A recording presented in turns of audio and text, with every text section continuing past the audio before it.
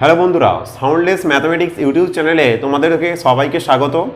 আজ আমরা আয়তঘন অর্থাৎ কিউবয়েড নিয়ে আলোচনা করব। আর কিউবয়েড অর্থাৎ 4 নম্বর অধ্যায়টা আজকের আলোচনা করব। আর সেই ক্ষেত্রে প্রাথমিকভাবে যে কথাটা আমাদের বলতে হবে, কিউবয়েড এমন একটা বস্তু যেটি আমার 2D বা 2 ডাইমেনশন প্লেসে সেটি বর্ণনা করার ক্ষেত্রে ছবির মাধ্যমে বর্ণনা করতে হবে। আর সেই ক্ষেত্রে যখন আমরা কোনো 3 ডাইমেনশনাল বস্তুকে যখন আমরা প্লেনে অবস্থান করি তখন সেটি কিছুটা ওপরে উঠে থাকে, অর্থাৎ ভূমি থেকে একটু ওপরে উঠে থাকে। সেই ক্ষেত্রে আমরা যদি একটু বাস্তবে ভাবার চেষ্টা করি, যেমন কিনা আমার মুড়ির টিন কিংবা গ্যাস সিলিন্ডার, সেগুলো কিছুটা শুধু মেঝেতে না পড়ে থেকে তার অবস্থানটা একটু ওপরে থাকে। একই রকমভাবে আমরা আয়তঘন অর্থাৎ আয়তঘন চিত্রটা কেমন দেখতে আমরা বোর্ডেতে রিপ্রেজেন্ট করেছি, এবং এই আয়তঘন চিত্র যখনই আমি বোর্ডেতে রিপ্রেজেন্ট করব তখন তার 3টে ডাইমেনশন আমাকে এখানে মেনশন করতে হবে। 3টে অ্যাক্সিস, একটা এক্স অ্যাক্সিস, একটা ওয়াই অ্যাক্সিস আর একটা জেড অ্যাক্সিসের মধ্যে একে বর্ণনা করা যায়। আর সেই ক্ষেত্রে 3টি অ্যাক্সিস 3টি বাহুকে নির্দেশ করে, একটা দৈর্ঘ্য, একটা প্রস্থ আর একটা উচ্চতা। আর ঠিক এই ক্ষেত্রাকার অংশকেই আমরা সমকোণী চৌপাল বা আয়তঘন বলবো, দ্যাটস মিন কিউবয়েড। আর যখনই এই এ বি সি অর্থাৎ দৈর্ঘ্য প্রস্থ উচ্চতা সমান হয়ে যাবে তখন তাকে আমরা ঘনক বলবো। যেমন লুডোর ছক্কা আমরা ঘনক আকারে রিপ্রেজেন্ট করছি, তার দৈর্ঘ্য প্রস্থ উচ্চতা যদি আমরা দেখি সেটা একটা সমান মাপের দেখাবে। এইটুকু আমরা ঘনক সম্বন্ধে বললাম, এবং এখানে এর কয়েকটি সূত্র আমাদের আছে, সূত্রগুলো করতে হবে। প্রথম সূত্র হলো যে সমকোণী চৌপলের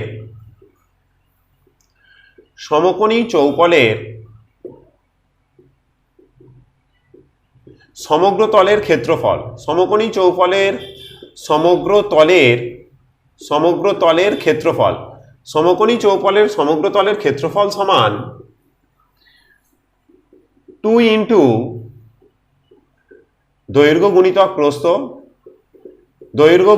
প্রস্থ যোগ প্রস্থ গুণিতক উচ্চতা যোগ উচ্চতা গুণিতক দৈর্ঘ্য। অর্থাৎ আমি যদি ছবির আকারে রিপ্রেজেন্ট করতে চাই 2 into AB plus BC plus CA, এটা গুণ আকারে আছে। এবার এককটা আমরা দেবো বর্গ একক, যা একক থাকবে তাই বর্গ কথাটা দেবো। 1 নম্বর সূত্র হলো। 2 নম্বর সূত্র হলো যদি আমার সবকটা বাহুর দৈর্ঘ্য সমান হয়ে যায়, অর্থাৎ তাহলে আমার তখন এ বি সি সব এ হয়ে যাচ্ছে, তাহলে আমার সেটা ঘনক হচ্ছে। ঘনকের সমগ্র তলের ক্ষেত্রফল, ঘনকের সমগ্র তলের ক্ষেত্রফল সমান, সমগ্র তলের ক্ষেত্রফল সমান, এখান থেকে আমরা করব 2 ইন্টু এর জায়গায় এ বি সি সব এ যদি আমরা ভাবি তাহলে এ স্কোয়ার প্লাস এ স্কোয়ার প্লাস এ স্কোয়ার। এই তো এখানেও যদি এ দেই এ স্কোয়ার, এ দুটো ইয়ে হলে a square equal to 2 into 3a square equal to 6a square বর্গ একক। এটা ঘনকের জন্য হলো 6a স্কোয়ার বর্গ একক। 3 নম্বর সমকোণী চৌফলের একটা সূত্র হলো 6a স্কোয়ার, 4 দেয়ালের ক্ষেত্রফল। সমকোণী চৌফলের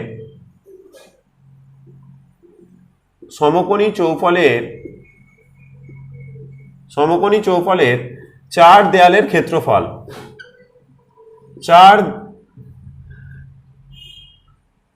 4 দেয়ালের ক্ষেত্রফল, সমকোণী চৌফলের 4 দেয়ালের ক্ষেত্রফল সমান 2 ইন্টু দৈর্ঘ্য প্লাস প্রস্থ, 2 ইন্টু দৈর্ঘ্য প্লাস প্রস্থ ইন্টু উচ্চতা। আর ক্ষেত্রফল যখন তাহলে বর্গ একক কথাটা আমার থাকবে, এটাও আমার বর্গ একক হলো। এখান থেকে আর একটা সূত্র আমরা করব, সমকোণী চৌফলের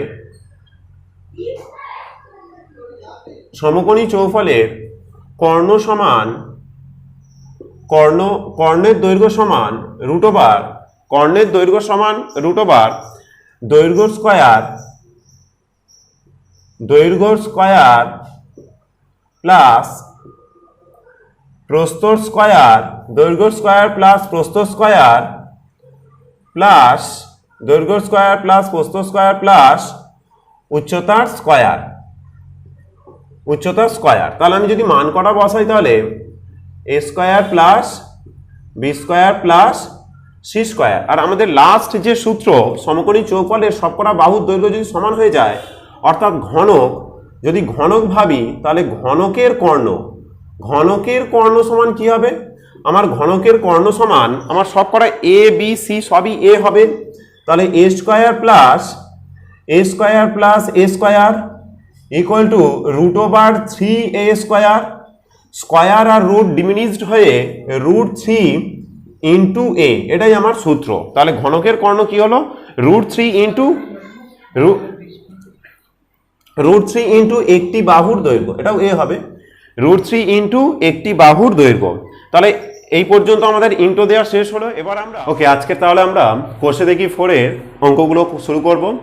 একের দাগের অঙ্কটা দেখো কি বলেছে, চারটি আয়তঘনাকার বস্তু, চারটি আয়তঘনাকার বস্তু আমি একটু লিখে রেখেছি, ইট, জ্যামিতি বক্স, বই এবং সুটকেস। এগুলো আমার এক্সাম্পল চেয়েছে, এক্সাম্পল দিলাম। আর বলেছে চারটি ঘনকাকার বস্তু। দেখো আয়তঘনাকার বস্তুই যখন তার সমকোণী বাহুর দৈর্ঘ্য প্রস্থ উচ্চতা সমান হয়ে যাচ্ছে, তাহলে সেটি ঘনকাকার বস্তু হচ্ছে। এখানে আমি লুডোর ছক্কা, রুবিস কিউব, দ্যাটস মিন ঘনকাকার সেই যে ধাঁধা আমরা সলভ করি, সেই রুবিস কিউবটা হচ্ছে। দুটো এক্সাম্পল দিলাম, আর দুটো তোমরা একটু উদাহরণগুলো কমেন্ট বক্সে জানাবে, আমি তো আর খুঁজে পাচ্ছি না।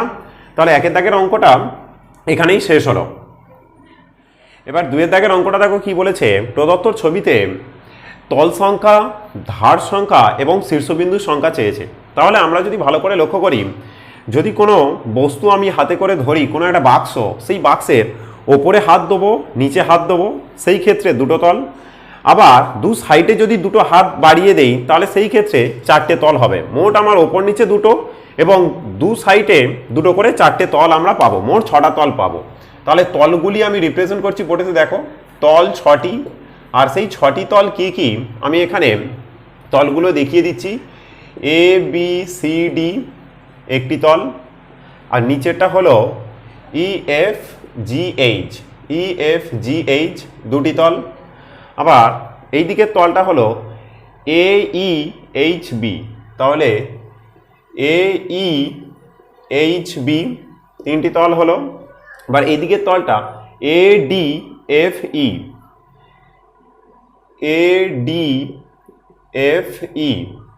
আবার ওই দিকের তলটা হবে সি বি এইচ জি, আর ওই দিকের তলটা হবে সি জি এফ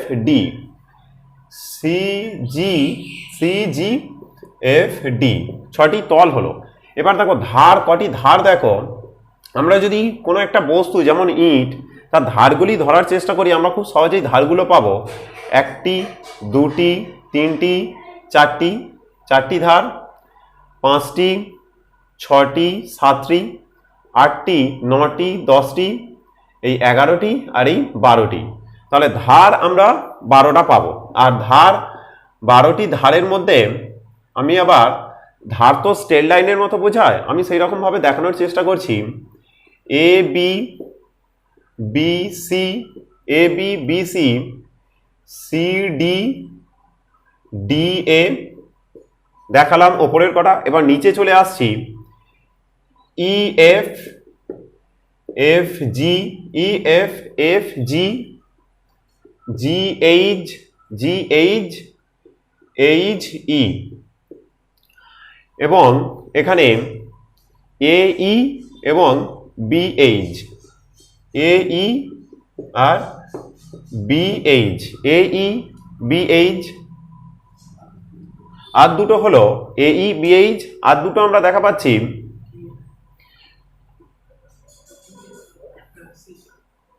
ডি এফটা আছে, আর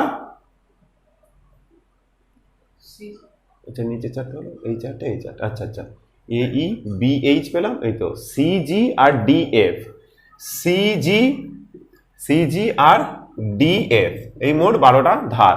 আর শীর্ষবিন্দুর সংখ্যা, শীর্ষবিন্দু সচরাচর যদি আমি যদি আমি একটা ত্রিভুজ আঁকার চেষ্টা করি, শীর্ষবিন্দু আমার কটি হবে? শীর্ষবিন্দু 8টি। সেই ক্ষেত্রে শীর্ষবিন্দু কেন 8টি হচ্ছে দেখো ভালো করে। একটা যখন আমি ত্রিভুজ আঁকি তখন সেই ত্রিভুজের দুটি বাহু যে কোণটার সৃষ্টি করে তাকেই আমরা ত্রিভুজ বলি, সেই ক্ষেত্রে শীর্ষবিন্দু বলি। সেই ক্ষেত্রে এখানে 3টি বাহু যে বিন্দুগুলিতে কাট করছে, এখানে দেখো একটি, দুটি,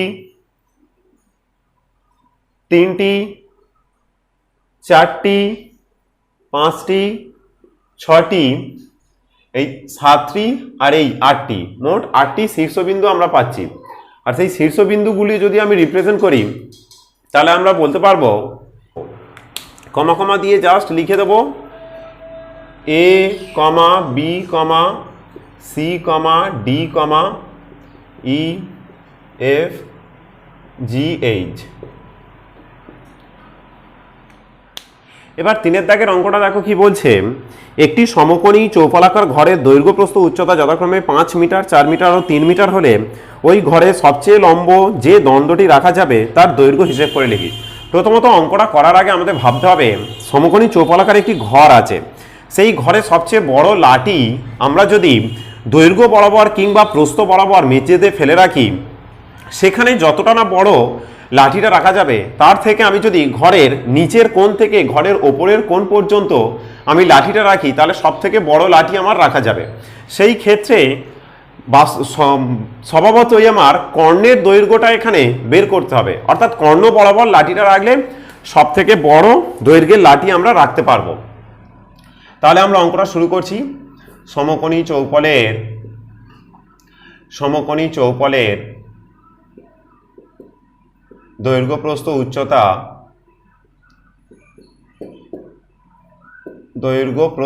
উচ্চতা যথাক্রমে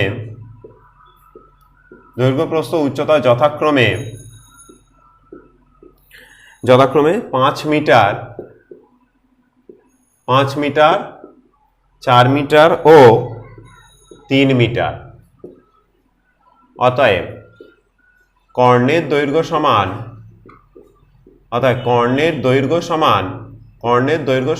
√, দৈর্ঘ্য স্কয়ার যোগ প্রস্থের স্কয়ার যোগ উচ্চতার স্কয়ার,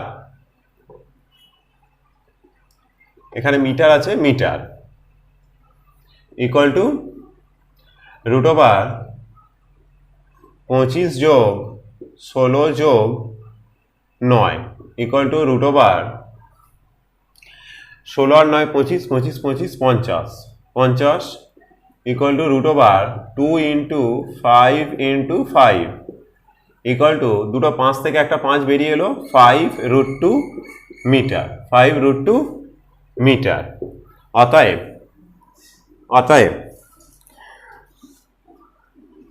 সবচেয়ে লম্বা যে দণ্ড রাখা যাবে তার দৈর্ঘ্য 5√2 মিটার। একটু তোমরা লিখে নেবে।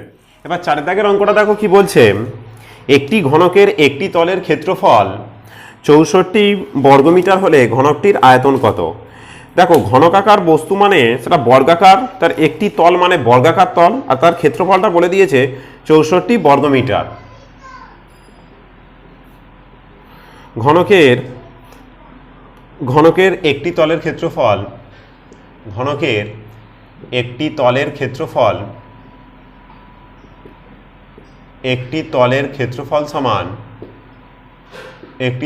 ক্ষেত্রফল সমান 64 বর্গমিটার। অতএব বাহুর দৈর্ঘ্য সমান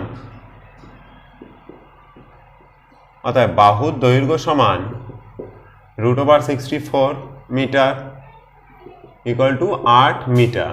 আর বাহুর দৈর্ঘ্য পেয়ে গেছি, বাহুর দৈর্ঘ্যকে কিউব করলেই আমি আয়তনটা পাবো। অতএব আয়তন সমান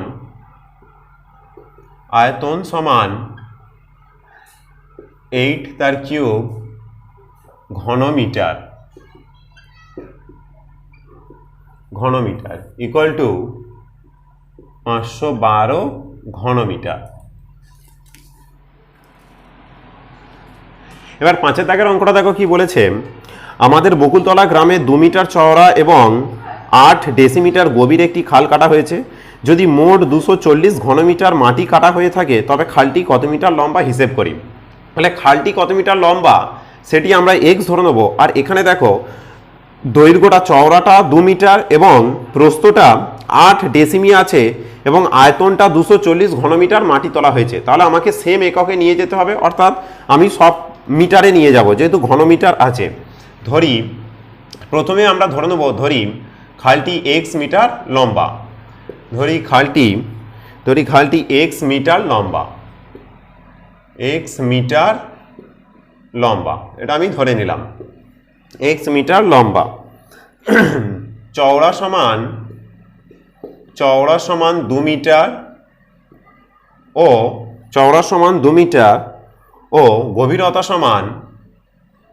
ও গভীরতা সমান 8 ডেসিমি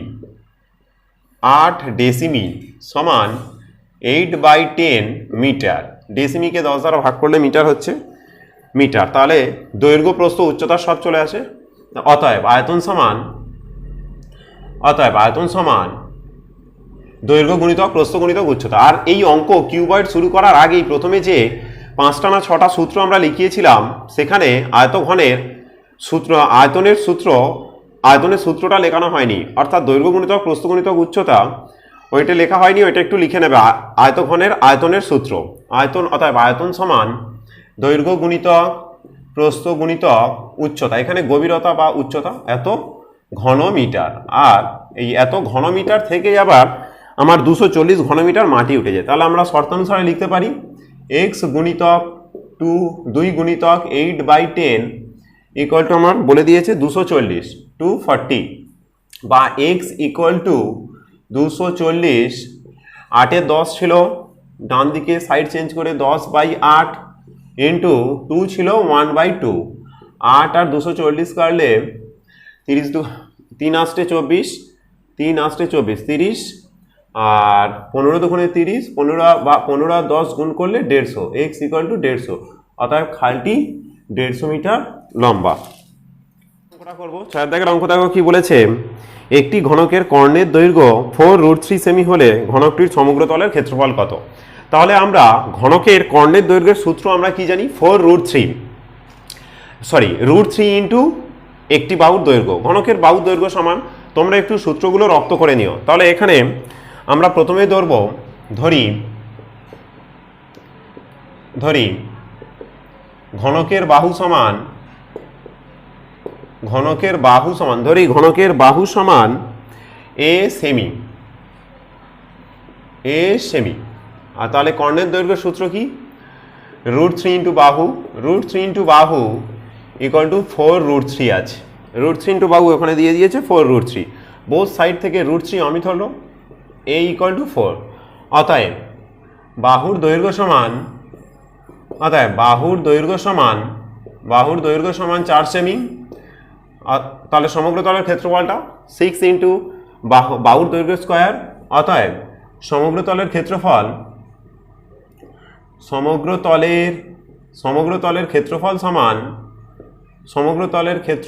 সমান 6a square equal to 6 into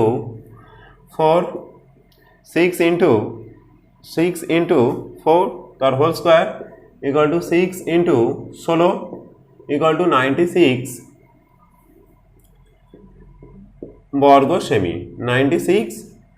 বর্গ সেমি।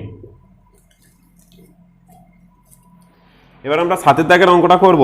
একটি ঘনকের ধারগুলির দৈর্ঘ্যের সমষ্টি 60 সেমি হলে ঘনকটির ঘনফল হিসেব করে লিখি। আমরা কি জানি, ঘনকের ধারের সংখ্যা কটি, 12টি, তাই তো।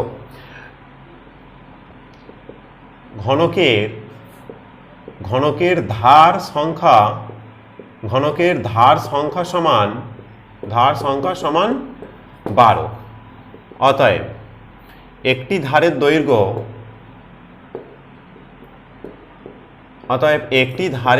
সমান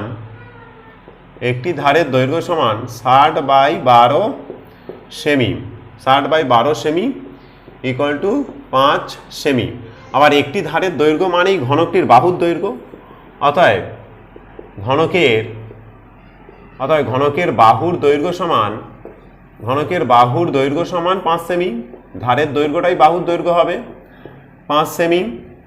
অতএব আয়তন সমান বাহুর কিউব হবে, অতএব আয়তন সমান 5 কিউব ঘন সেমি, 5 কিউব ঘন সেমি সমান 125 ঘন সেমি।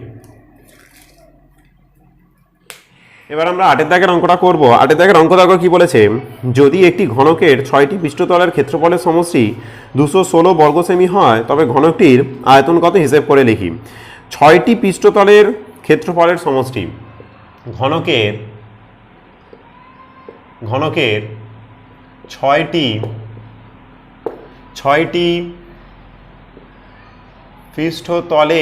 6টি পৃষ্ঠতলের ক্ষেত্রফলের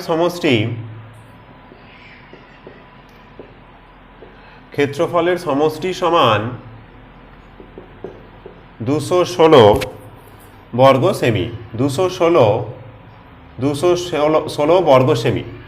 তাহলে একটি পৃষ্ঠতলের ক্ষেত্রফলের সমষ্টি তাহলে কত, 216/6 semi square equal two 36 semi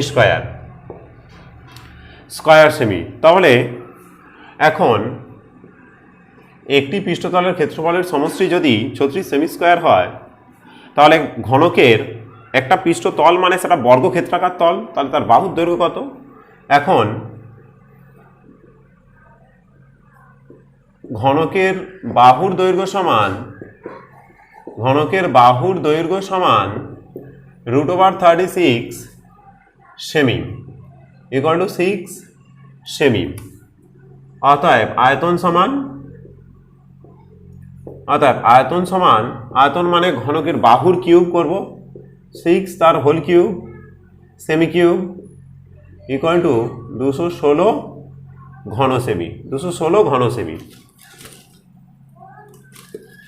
এবার 9 দাগের অঙ্কটা দেখো কি বলেছে, একটি সমকোণী চৌপলের আয়তন 432 ঘন সেমি, তাকে সমান আয়তন বিশিষ্ট দুটি ঘনকে পরিণত করা হলে প্রতিটি ঘনকের প্রত্যেক ধারের দৈর্ঘ্য কত হবে হিসেব করি। প্রথমত আয়ত ঘনকে ভেঙে টুকরো টুকরো করে দুটি ঘনক তৈরি করা হবে, সেই ক্ষেত্রে আমার আয়তনটা 432 ছিল, ছোট যে দুটো ঘনক পাচ্ছি তাদের আয়তন ওই 432-এর হাফ হবে। তাহলে আমরা ওই কাজটাই আগে করব, যে সমকোণী চৌপলের আয়তন সমান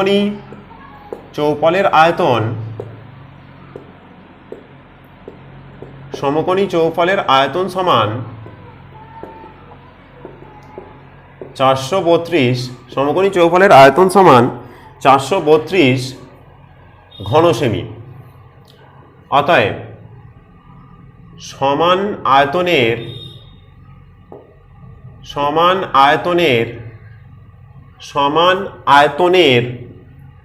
দুটি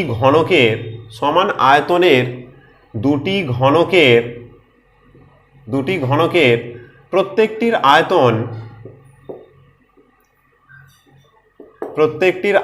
সমান 432/2 semi cube equal to 216 semi cube. অতএব এবার আমার অঙ্কটা বলেছে তাহলে এই প্রতিটি ঘনকের ধারের দৈর্ঘ্য মানে বাহুর দৈর্ঘ্য পেলেই হয়ে যাবে। অতএব ধারের দৈর্ঘ্য সমান আবার ঘনকের আয়তনের সূত্র কি, বাহুর কিউব, তাহলে কিউব রুট করে দিলে আমরা ধারের দৈর্ঘ্য পাবো। অর্থাৎ cube root of 216 equal to cube root of এত সেমি, 8 ইন্টু 8 সরি 8 নয় 6 হবে, 6 ইন্টু 6 ইকুয়াল টু 6 সেমি। এবার আমরা 10 দাগের অঙ্কটা করব। দেখো একটি ঘনকের প্রতিটি বাহুকে 50% কমানো হলো, মূল ঘনক ও পরিবর্তিত ঘনকের ঘনফলের অনুপাত কিভাবে হিসেব করি। মূল ঘনকের বাহুর দৈর্ঘ্য আমি জানি না, ধরি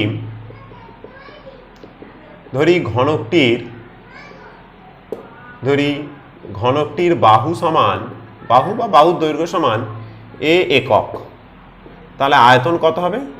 অতএব আয়তন সমান a কিউব ঘন একক, আয়তন ঘন একক, a কিউব ঘন একক। এখন বাহুর দৈর্ঘ্য 50% কমালে, বাহুর দৈর্ঘ্য 50% কমালে এখন বাহু সমান a into 50/100 equal to a/2 একক। অতএব এখন আয়তন সমান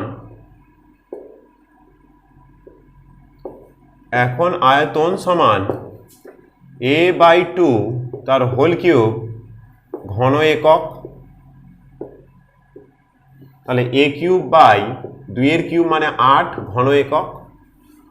অতএব আয়তনের অনুপাত, তোমরা একটু গুছিয়ে লিখে নিও যে মূল ঘনক ও পরিবর্তিত ঘনকের আয়তনের অনুপাত, অর্থাৎ আয়তনের অনুপাত সমান a cube is to a cube by 8, both side থেকে a কিউব উঠে যাচ্ছে, 1:1/8, 8 দ্বারা গুণ করলে 8:1।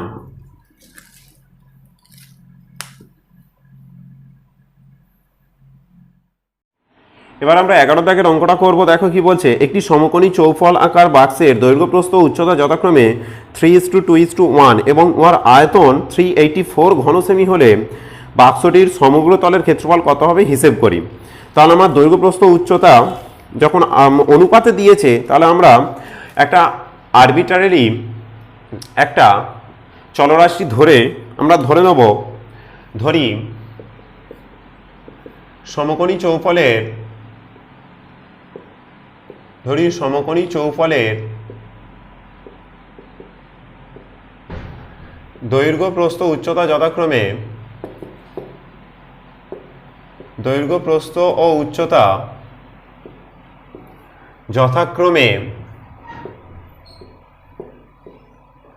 যথাক্রমে 3x 2x ও x, 3x 2x ও x